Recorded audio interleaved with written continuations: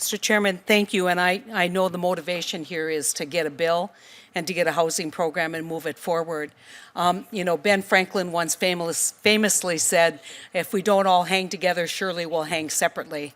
And I think this NAHASDA and the Native Hawaiian provision has been a long history of weaving together a compromise.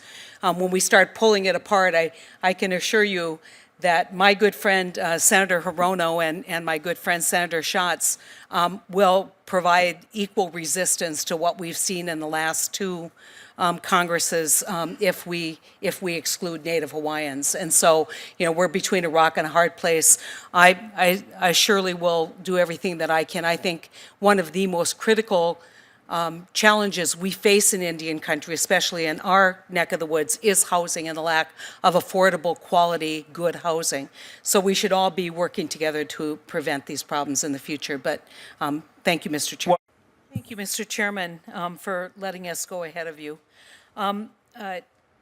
First off, Mr. Steyer, thank you so much for the plug for the work that we're doing over in Homeland Security and Government Affairs. Senator Langford, who is also a member of this committee, and I have really made this a major initiative, and we appreciate your support. But I think that there are other lessons that we're learning that can be applied here equally, and I really appreciate your reference to our bill.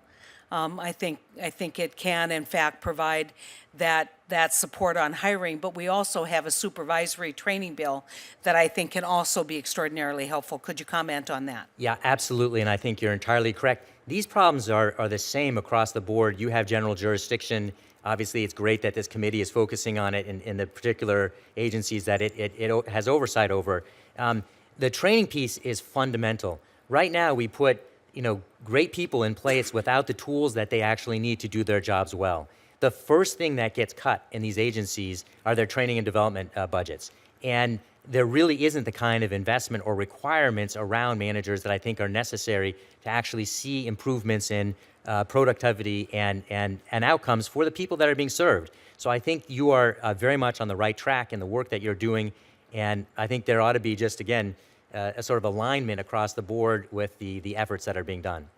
Admiral Buchanan, before she left her post, Mary Wakefield, who was the Deputy Secretary for HHS, performed a lot of hours of review of the problems that we have at HHS or at Indian Health Service. Where is that work? We don't really need legislation for you guys to fix this. It's important to send a message, but you guys can fix this on your own. I'm appalled that the Winnebagos still do not have a facility that is CMS certified. That is not acceptable. And so where are those initiatives? Have you benchmarked them? And why haven't those initiatives been carried out to the point where we could see the Winnebago of Nebraska actually having a full-service medical facility? Just want to comment that I heard the comments down the line related to acting. This is actually personal to me.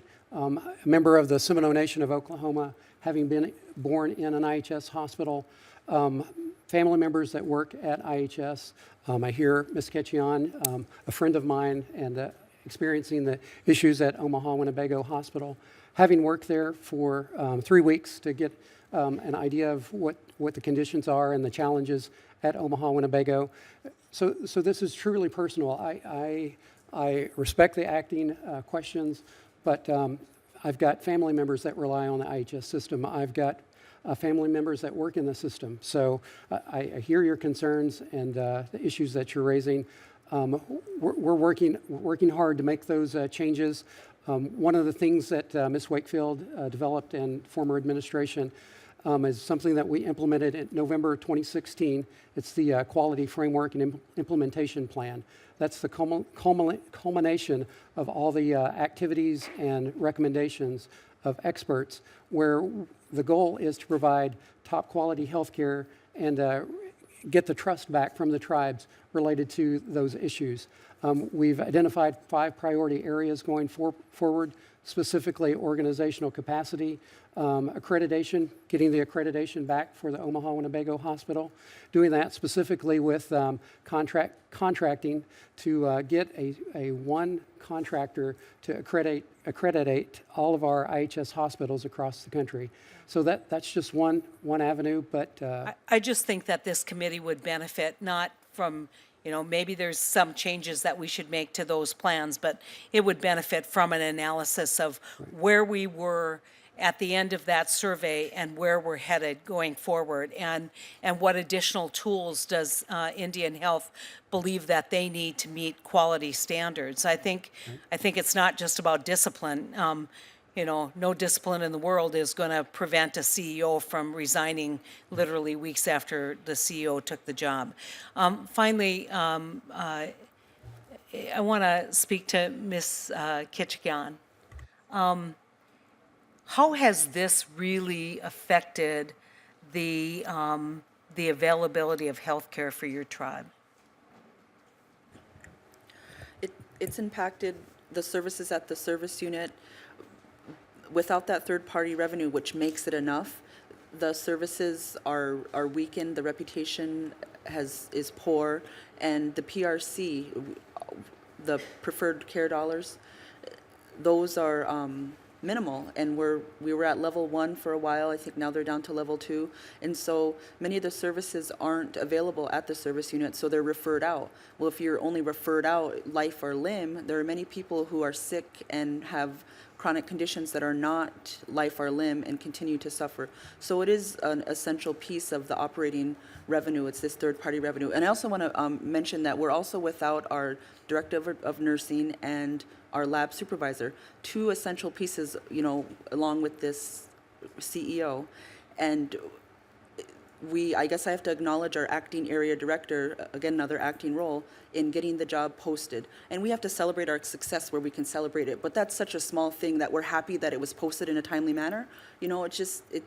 We're trying and they are trying as well, but it's just not successful. And it's very frustrating to lose these administrators who we put our confidence in. And we understand people have their lives, but that they have to leave these positions. But it's just, we're not making any progress in these 2 years. I wish I could tell you different.